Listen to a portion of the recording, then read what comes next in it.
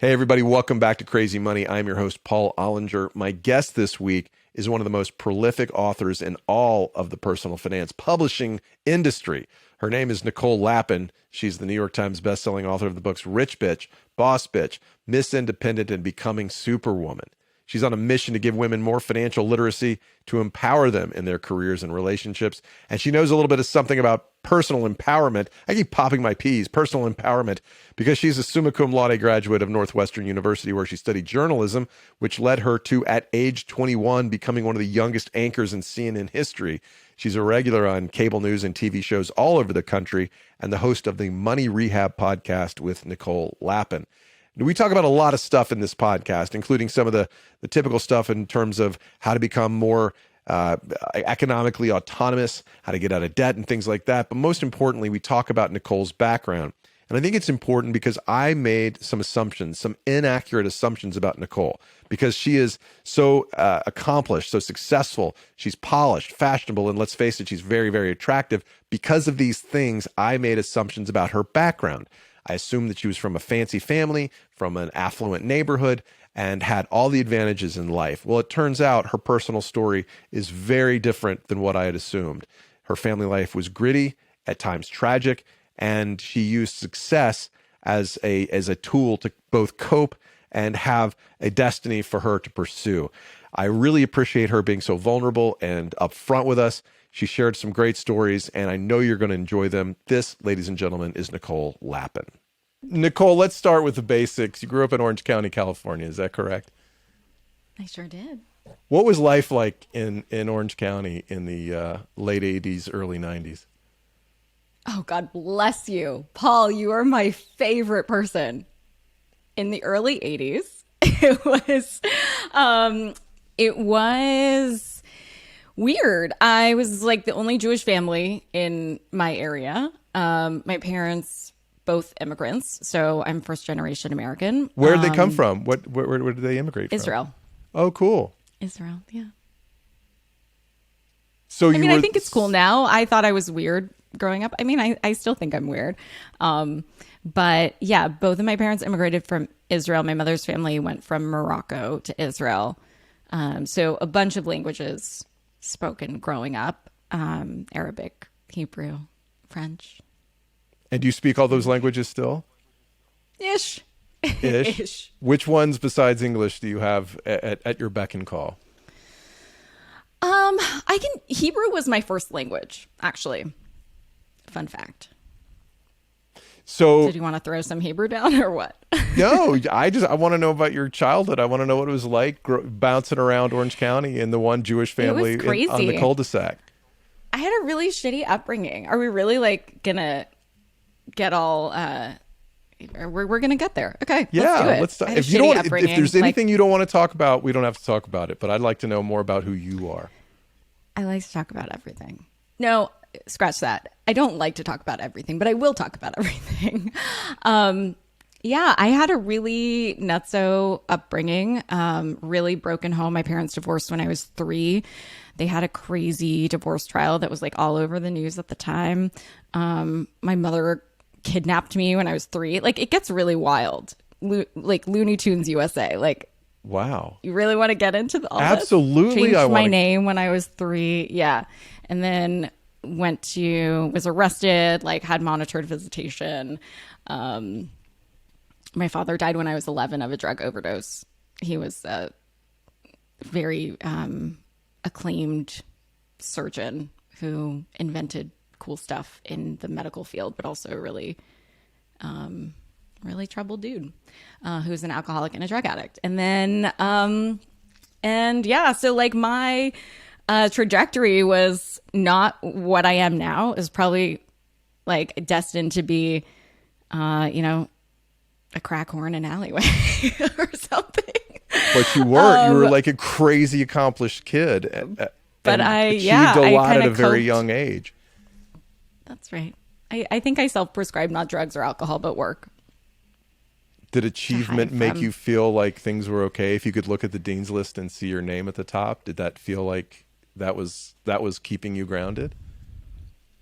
I think that it was my only antidote to the chaos, to what was this really, you don't know it at the time. Of course, I can speak about it after years of trauma therapy and all of that. But, you don't know that it's so chaotic. And so that was my answer from like this chronically abusive and not so, as I said before, upbringing. So you stayed with your mom through high school? Yeah, and then I went to Northwestern. I lived in 10 cities in the last 20 or so years, and now I'm back to LA. What from your childhood informs how you went about managing your career? All of it. I mean, I was scared to talk about money growing up. My parents did nefarious things with money. I talk about in my last book, Miss Independent, how I bailed my mother out of jail using cash underneath the sink behind the maxi pads when I was like middle school.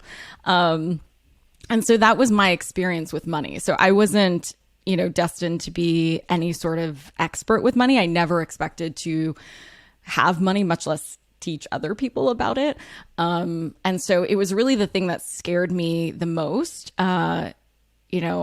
A lot of immigrant families, my family only talked about cash. Nobody talked about a mortgage or bonds or interest rates or any of that. Nobody was sitting around the kitchen table reading the Wall Street Journal. And so I got into it totally by accident. I just needed a job when I was 18 and I wanted to be in journalism, and I stalked a station chief in Chicago, which is where Northwestern is, and wanted a job in local news. And he said, no, you can't have that job. I wanted it in Milwaukee and thought I could commute. He's like, you also don't know about geography, but that's for another time. Milwaukee, Chicago, whatever. Same. Yeah. And then he was like, but do you know anything about business news? And I lied. And I said, absolutely. I love business news. And I realized that money is a language like anything else. We just don't learn the language growing up, not in school, not in your family, maybe in your family, but not a lot of families talk about it. And so I said, abso-freaking-lutely, I love business news. And it was the thing that terrified me the most. And I just needed a job. I often argue with entrepreneurial experts who say, go out and do what you love, like YOLO, FOMO, whatever, I didn't have that luxury. I just needed a job. And so I figured out how to find the shaded part of my Venn diagram of the things that I like to do. I wanted to be a poetry major. I know. And the local Chicago station didn't have a poetry correspondent? No, they didn't. I wish they did. That would have been sweet. Well, if you're in New York State, you can be the poet laureate if you're 9 years old. It doesn't take more than 9 years to become poet laureate. What am I doing with my life? What was I doing with my life? No, I started as an English major and then I switched over to journalism thinking that I would make more money as a journalist. And then I didn't realize that you make $18,000 a year in your Got first that job. Journalism dough. Whoops. So you wanted a job because you needed to pay for college. Is that correct? I needed a job. I went out to try to find something that I, was more passionate about, and that didn't happen. So I wanted to, when I first started as a journalism major, wanted to be like Christiane Amanpour and go to, war zones and a report at the White House and stuff like that. But you did some of that, didn't you? I did some of that when I went to CNN. But then 21 the economy years, went in the pooper. At 21 years old, you were 21 at CNN. Is that right? I know, right? And people were like, oh, yeah, your daddy must have made a phone call. People have said this all the time in my life and career. They're like, oh, she's just a rich girl. Why do you think people think that? Little did they know. I think for a long time, I tried to whitewash some of my upbringing. I think that I thought it was going to be this weakness that would bring me down. Later in life, I realized it was my superpower. And I just reframed it that way because it's made me who I am. But yeah, it's always funny to me that people will say like, oh, what does she know? She just has a trust fund. I'm like, first of all, I wish. Like, I do not hate on people with a trust fund. I'm a little jelly, but that wasn't my path. Okay, so I did do a couple hours worth of research on you. I spent hours with your books, both reading and listening. I read your Wikipedia. I watched a bunch of clips from you. And so when you had said, I wasn't from a rich family, I will admit that I was thinking, oh, that's bullshit. Her dad was a doctor, and she was like not the rich kid from, Beverly Hills or Bel Air. She was like her parents were professionals and they both worked or something like that. Yeah. Right. No, well, I thought so maybe it's because, so I'm reading Bret Easton Ellis's new book, The Shards, the guy that wrote Less Than Zero. Did you ever read that or see the movie? I didn't, but tell me more. So it's all about fashion in the early 80s in Los Angeles and super rich kids who were lost and on drugs and all that. And I was like, I bet she was just on the outside of that. So that's why she doesn't think she's wealthy. But indeed, your story is far grittier than that, right? So, I mean, maybe it's because you put yourself together so well and you present yourself with such confidence and you were so successful at a young age that I and a lot of other people figure you had lots of steps up. And you did go to Northwestern from Los Angeles. So you go, okay, this is somebody who knows where they're going and what they want to do. Clearly they had solid guidance, but it sounds like that wasn't the case. Like most of it was you, right? Yeah. I mean, my mother, I think, barely made it out of high school in Israel. So I didn't have anybody helping me with those college applications, but that would have been nice. I get it. So you're 21, you're at CNN. When do you find that? I mean, well, you started in journalism at 18 doing local news. When do you find the thing you're like, oh, this is it. That's the thing. That's my path. When I got to CNN, it was my dream job. I was quoted in some local paper, I think when I was reporting at the CBS station in Kentucky or South Dakota or something. And I said, if I could say Nicole Lapin CNN before I die, I'll die a happy woman. And getting there at 21 is like high class problems, right? Because you reach your life's goal. And then I just kept raising the bar and, kept moving the goalpost on myself. And so a few years into my time at CNN, my entire division was let go.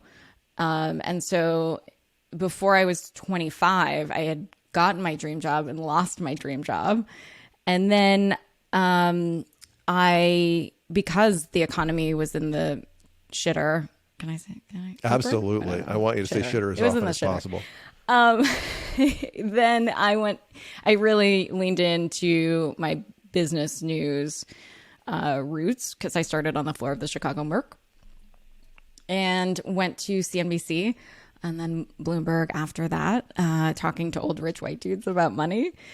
And I don't know if leaving those networks, my agents at the time said that I was ruining my career. Very funny. Quick aside, I was working with CAA at the time, and like the head of TV said that, I was on this path to like go to the Today Show and the White House and all the things, like Katie Couric, who he repped. And I said, well, listen, I don't think this is the paradigm anymore. When you have Kardashians and American Idol people like hosting the Today Show. And so I'm going to go try to do my own thing. And so I stopped working with them and I've just re-signed with them 10 years later, which makes me feel pretty good. You're coming back to CAA with a little bit more clout than you had a decade ago. Yeah, I guess I was right. And I took a huge bet on myself. And I said, okay, well, here's the deal. I don't like business news, truly. But I figured it out. And I really want to talk to my former self. The girl who was so super scared of talking about money would, smile and nod and not join any money conversations. That's the person I want to talk to. So I'll take like some of the poetry vibes, some of the English stuff, I always wanted to be a writer. So I became a writer, Paul, just not the kind I expected. And when you start to structure your career around service of a particular target reader and or viewer, what does that do for you in terms of clarity? Yeah, I don't think you can be all things to all people or you're nothing to anyone.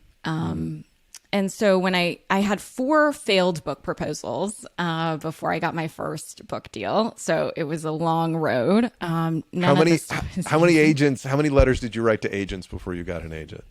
Or did you already have one with the CAA guy? I didn't. My very first book agent was somebody who reached out to me at CNN and was like a boutique agent. And then I went to the one at CAA and then they didn't have time for me. And then I bounced around. But I have my book agent now. He's done all of my books and the 6 more that are on the way.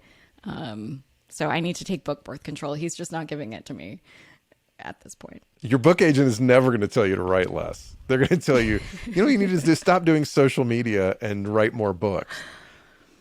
Yeah. One of my failed proposals was called Making Bank. I found it recently. And it would have been terrible. It was like all things to all people, fun, cool, money. It would have been terrible. It would have been dead on arrival. And so Rich Bitch, my first book, which became really successful, like more successful than I ever imagined, it knew exactly who it was reaching.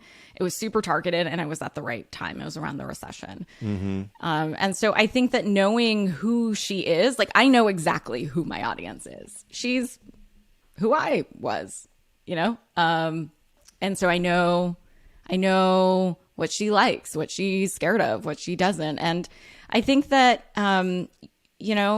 you really can't be all things to all people, or you can't offer things to all people, or you're not really going to your people. There are a lot of people that don't like my content.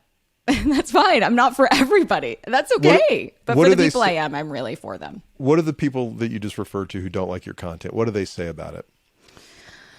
I didn't get a lot of pushback. I wanted more, actually. I wanted more controversy around the bitch title. Right. I was like, guys, come on, get upset about this. It would be good press. But, it was the idea of taking back the word and owning it, of course. There were a few, like Mika Brzezinski on Morning Joe, who was a mentor of mine in the news business. She was like, yeah, I like this concept of financial literacy for women. That's a cool and important thing. But this title, feels icky to me. And I'm like, listen, the ends justify the means. If you can get a woman to pick up a money book who never imagined she would have picked up a money book, I think we all win. And that was my goal. It wasn't to, reach people that already read about money and finance. And money at this point, Susie Orman has a brand that had been long established, but that wasn't really modern. It wasn't focused at a young woman. She didn't exactly have a Carrie Bradshaw vibe to her, did she? I mean, so you remember from Sex and the City, or you don't? Yeah. For sure. Okay, sorry, I don't know. I'm very intimidated by the generational difference here, Nicole. So I'm not sure what TV you watched when you were when you were younger, but so there was a gap in the win. What's that? Saved by the Bell for the win. Nice. That was it. We watched that in the afternoon in college. So there's a gap in the market that you found somewhere in between Susie Orman and Sheryl Sandberg, and Jen Sincero, I guess, hadn't come out yet when you first published. But there's space in there for you to find a lane. And Rich Bitch tells very clearly, this is a book about money. This is a book with some snark to it. This is a book of somebody who wants to be their own person, correct?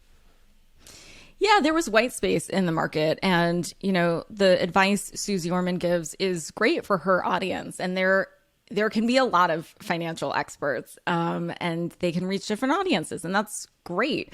It just didn't resonate with me when she was like, don't buy a latte, buy a house. I was like, this doesn't feel right to me. I think buy a latte, have small indulgences, focus on the big things that really matter with finances. That's better use of your time. With relationships, it's the little things, right? But with finances, it's actually the big things that matter most. So stressing about the latte is not really helpful for your overall financial life. So I just thought there had to be a better way. And that's what I set out to do. Just do it my way.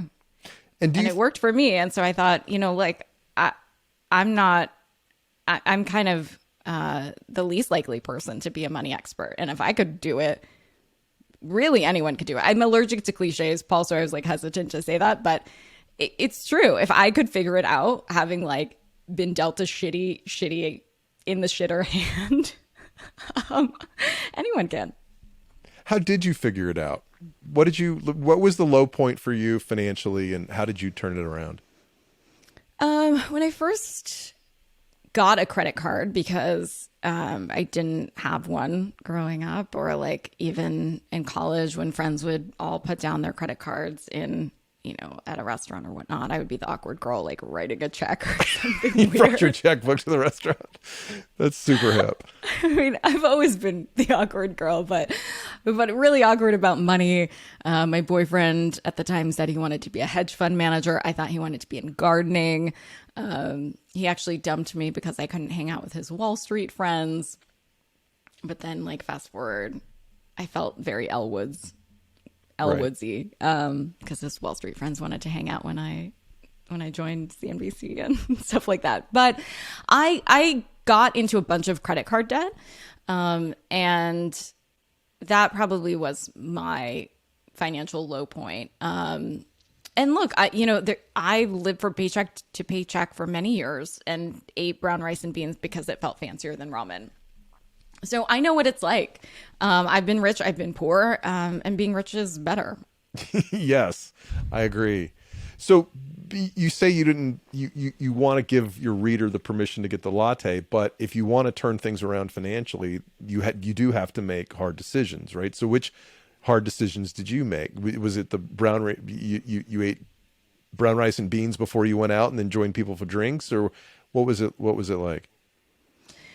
Well, I think it was prioritizing. I call it prioritize to pulverize because I love alliteration. So I sneak in some poetry as you should, as much as I can. But it actually wasn't necessarily focusing on the small things, but it was breaking it down into small steps. Mm-hmm. So I think anything overwhelming is easier broken down into steps, and then those baby steps broken down into even smaller steps. So I ranked there are two methods of paying off debt, as you know, right? The avalanche method and the snowball method.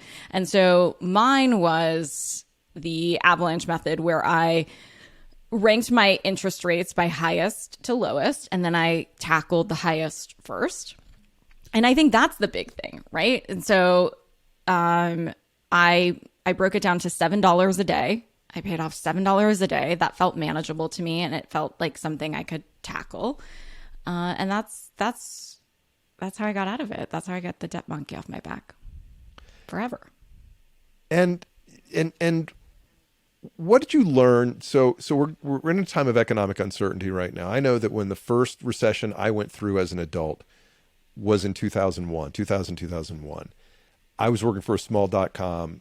We went through massive rounds of layoffs. I felt as if it were my fault. I thought if I'd worked harder, I somehow could have prevented the company from going under, somehow could have prevented the macroeconomic situation that led to its demise. It's all your fault, Paul. That's how I was raised Catholic, all your fault. Nicole, which is with the other side of the Jewish coin, right? So I felt like it was my fault. What lessons did you learn in your first recession as a grown-up that you would share with those people who are being laid off right now or feeling a lot of stress about the uncertainty in their careers?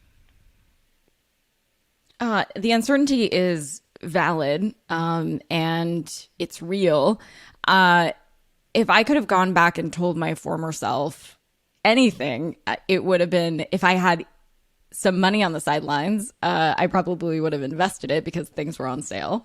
And so I think it's reframing your thoughts around it as much as you can. I don't want to be Pollyanna-ish and say like, hey, you just got laid off, like go invest in the stock market and great time to turn buy that frown upside down. Like, That's no, right, I get it. It's shitty. It's terrible. Like, nobody wants to hear that when you're going through it, but nothing lasts forever, the good and the bad. And so, it's somewhat helped me to remember the only constant is change. And so I've taken a lot from like my work in mental health and emotional intelligence into the financial world, because I think it's all linked. Financial wellness and mental wellness, like you can't silo it. And so I've used a lot of, this is going to get nerdy, stoicism philosophy around money. And I think oftentimes we suffer more in imagination than in reality, especially around money. And so I do this exercise a lot because I still have an irrational fear of being broke, alone, and homeless and dying in the gutter by myself. Like totally irrational. Is it irrational? Is it irrational? It is. Like if you look at my bank account, like I don't have any chance of that happening. Good. Anytime soon. But it's not rational. It's emotional. It's all of this sort of trauma, the scar tissue. We all have it, whether it's with your family. You might be like, listen, Lapin, you really came in hot with your trauma. That's next level. And it is for sure. But if it was trauma to you, it's trauma, whether in your family or with your friend group, if you saw your friends, getting into debt or hiding purchases or whatever, or this macro trauma of the dot-com bubble or the housing crisis or recession or this last pandemic. And so it's important to let that trauma talk. But when I get into this sort of rumination of thinking that I'm going to be homeless and broke and on all of that, because there are still remnants of that sort of MP3 or whatever, audio tape, I don't know, whatever's playing in my head, like the go-to rumination stories. I say, okay, well, let's just fast forward that tape. What would happen? So let's say like this deal that you're working on doesn't come true. Okay. What would happen? Would you be homeless? No, you'd go live at Sarah's house. Sarah, thank God for Sarah. I mean, it would be okay. And it would be okay. Long story, I go through this whole exercise and the spoiler alert is that it will be okay. So do you think about, you talked about stoicism, which I think is the best philosophy you can possibly have for thinking about money and career and happiness and keeping your desires in check, not comparing yourself to other people, all that kind of stuff. How do you think about enoughness? And what would you want to instill in young women's brains about enoughness and what that should feel like for them? Yeah, I think comparison is the thief of joy, which I think is what you're getting at. And it's really easy to do that. And I'm not going to pretend like I still don't do that. There's never a point where you're like fixed or cured or better or smarter or like you've reached there. It's just always a journey. I think of balance. It's a noun and a verb, right? But oftentimes people use it as a noun in the same way as like success or, whatever. Enlightenment. I think of it as a verb. It's something that's constantly in motion and something you constantly have to work on. So I could sit here and say like, comparison is the thief of joy. Don't do it. Like, don't fall into like Instagram, rabbit holes of comparing yourself to people on fancy vacations. I do it too. But I find guardrails and boundaries around it and I don't do it as much. And for me, that's a win. Do you have a practice? Do you meditate? Do you have a way of reminding yourself when you feel that, oh man, I really would like that house in Yellowstone, like, boy, that looks nice. That's pass. Where the fancy, what's that? Hard pass on Yellowstone, but like maybe. Well, whatever, what the next thing? Okay. The beach, you like the Caribbean. I saw your Christmas list, right?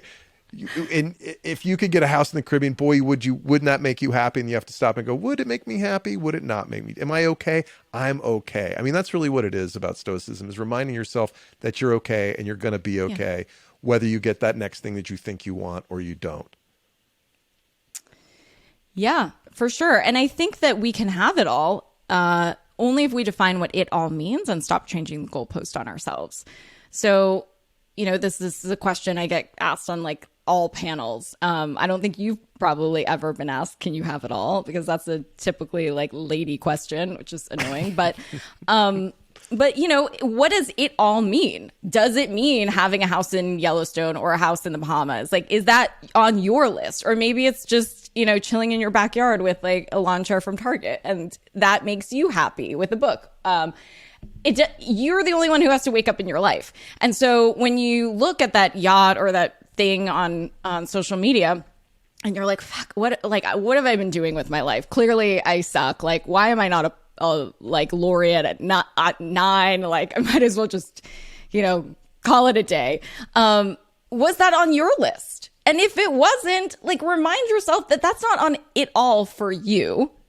It might be for them or maybe not, but it's not on it for you. And so you can't do it all at the same time, but I think you can have it all if you really get curious about what it all means and sort of measure to metrics. This is a concept in business, of course, but I think it's really relevant for your personal life too when you find it to be so overwhelming. Like when I launched I think it was my third book, I totally had a panic attack, and it was really meta because it was about, burnout and avoiding burnout. And I felt like I was on the verge of another burnout, which was so embarrassing.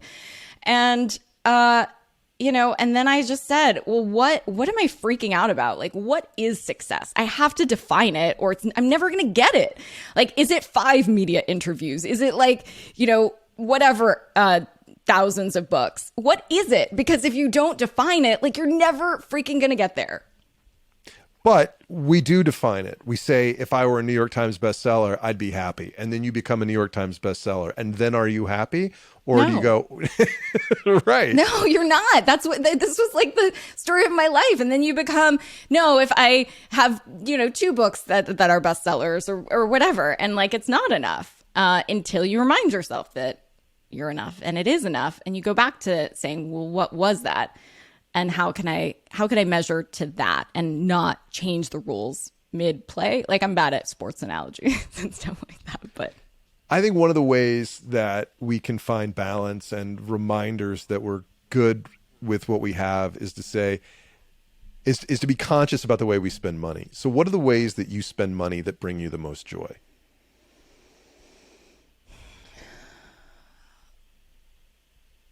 I have come up with a plan, and truly all financial experts talk about this set it and forget it thing. I used to have so much anxiety around money that I would check my accounts like multiple times a day, thinking that magically either it would leave or there's going to be more money that comes in somehow. It's not changing. And so I think for me, having boundaries around what a plan is and not stressing about it every day makes me really happy. And also allowing myself small indulgences because, that's why you work so hard. And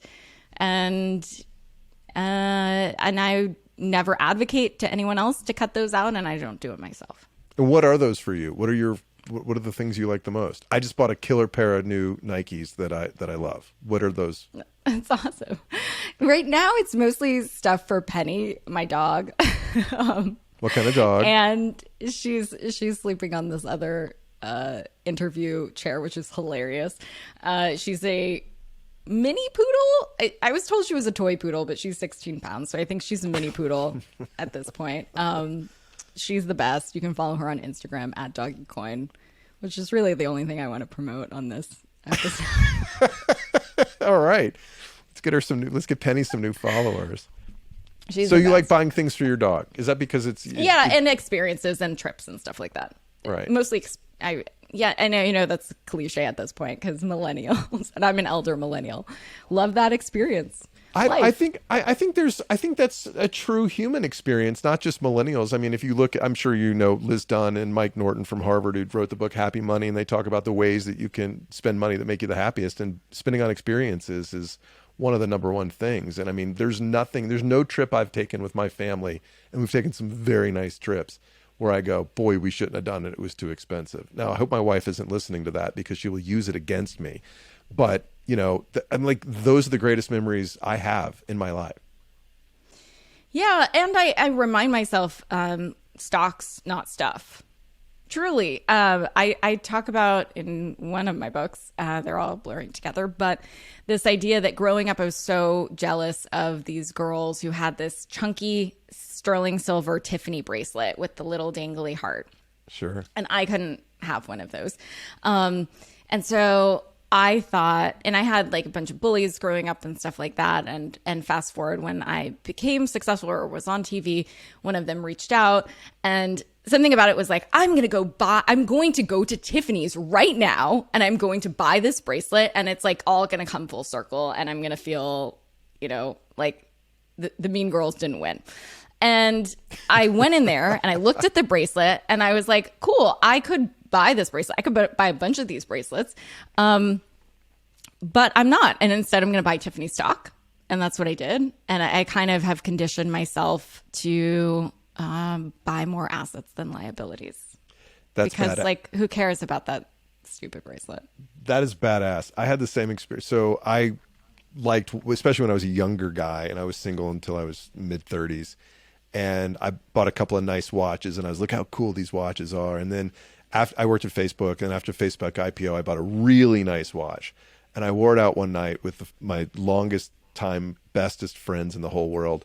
None of them looked at it. None of them acknowledged it. And I was like, oh, they don't give a shit about my watch. And that's the thing. But also, you didn't buy it for yourself, I guess. Well, on some level, I think I bought it because I thought I could, and that it would make me happy, and that, like, look at me, I can buy. But then you have that sensation like you had in Tiffany, where it's like the knowledge that I could buy the watch was just as good as owning the watch. In fact, it was kind of better because I wear an iWatch. That's the only watch I wear now. All the others are in a safe somewhere. And someday I'll sell them, and because I don't wear them anymore because it doesn't matter. Nobody who's impressed by my watch is somebody that I care about impressing, and that's this weird, like, trick that money plays on your brain that turns everything around. You go, oh, I don't really need the stuff I thought I wanted when I didn't have the capacity to buy it. Word. General question: do you think everybody should go to college? No. The people that work on my team, like, I actually have no idea if they went to college or where they went to college. So what's I think I have in one of my books, like, a breakdown of going to business school, and just really doing the math around what people say they're going to get as, this sort of extra salary or whatever earnings over their lifetime, and then the amount of money they spent. And if they put that in the market instead, they would have yielded more return if it's truly just a return thing. Okay, fine. But one of my business school friends just texted me before this call, invited me to his house in Montana. So, I mean, there's that too. Okay. You're not impressed by us. I have friends that didn't go to college that have houses in Montana. I mean, let me ask it another way. As my 12-year-old daughter is bright and funny and hilarious, as she starts to grow and think about her career, what skills would you advise her to develop?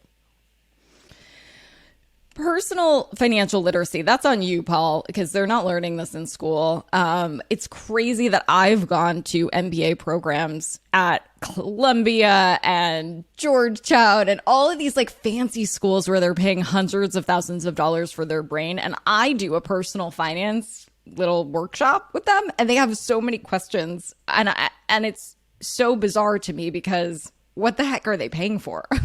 And they still don't know how to. Somebody said, like, I have money because I have checks.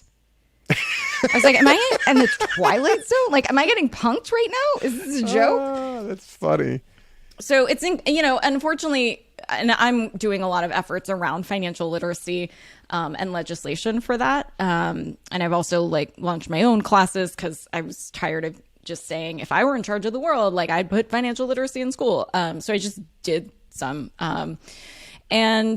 And yet it's still not mandated everywhere. So it's incumbent on the parents to teach them. So to have a little class with her. What advice would you give people about when and how much to take out in student loans? That's super tricky. I mean, oftentimes this is a question from parents around how much did they pay for college? And the answer is to put your oxygen mask on first, even before helping your kids, because sometimes it's a question of retirement contributions or saving for your kids' college education. And there are a bunch of vehicles that are tax deferred and cool, like 529 plans and whatnot.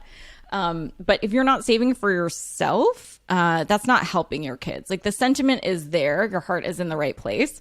But if you have no money and you're eating cat food in retirement, like living on your kid's couch, that's not helpful. So I just always remind people to, invest in their own retirement and their own safety net first. Kids can take out loans and work and get scholarships and grants and all that stuff, and they can figure it out. Or maybe they won't go to college, but, like, always put your oxygen mask on first. You mentioned retirement. A lot of people say, if I get to a certain point, 3 million, 5 million, 20 million, whatever the number is. How do you feel about the magic number? Should people have a magic number, and what do they do when they get there? Well, I more want to know what you would do with that money. The I just want $1 million thing is so silly, and I hear it a lot. What would you do with that $1 million? Maybe you need more than $1 million. Maybe you need less than $1 million. I don't freaking know. Like, first figure out the life you want to live, and then reverse engineer to figure out how to get the money to live that life, and not the other way around and come up with like some random magical number. Is there some number past which you would stop working? No. Is there a number where you would work less? You're already choosing to do what you want to do, it seems. So why would you stop? Yeah. It's not about the money. It's about winning. It's about winning. What does that mean? And it's about mission. It's truly like it sounds again, it sounds Pollyanna-ish, but I really do feel like I was put on this planet to teach this thing that's not being taught, and to help women have more financial literacy and empowerment in their lives and their relationships.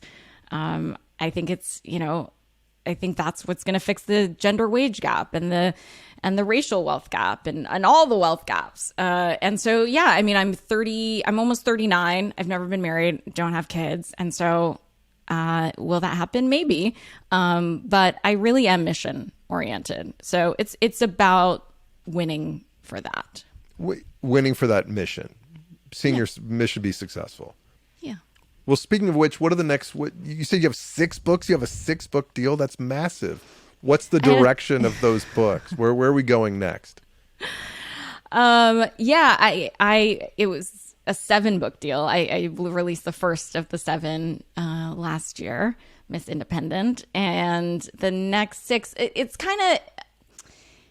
not as impressive as it sounds. 5 of them will be like a little dummy series, and then 1 other bigger book. So a dummies series around single subjects in money. So the money school for, stocks and bonds, money school for buying a house. And so, if you get my books or my class or listen to my show, you need to do one thing really well, it's not going to give you all the ins and outs of that. So that's why I wanted to go deep in single subjects rather than wide, which I had done previously. When your fans reach out to you, what is the thing that makes you feel best that they say to you? How do you know you've accomplished your mission when you hear from people who read your stuff?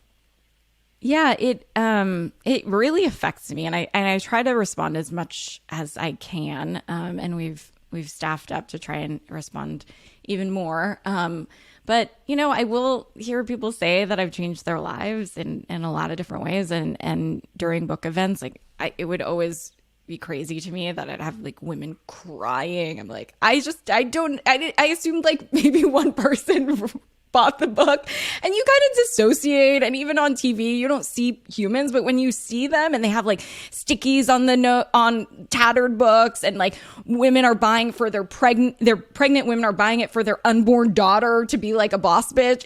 It's wild. And so, I often say, like, I didn't change your life. You changed your life. I'm just like that awkward mom on the side of the stage, like the Mean Girls mom with the camcorder cheering you on. That's funny. Okay, so Boss Bitch is the perfect gift for first communions and brisses right. And all that kind of stuff. I guess not a bris, clearly. I have Jewish friends, Nicole. Oh, God. All right, so last question, Nicole. Do you feel rich? Yes.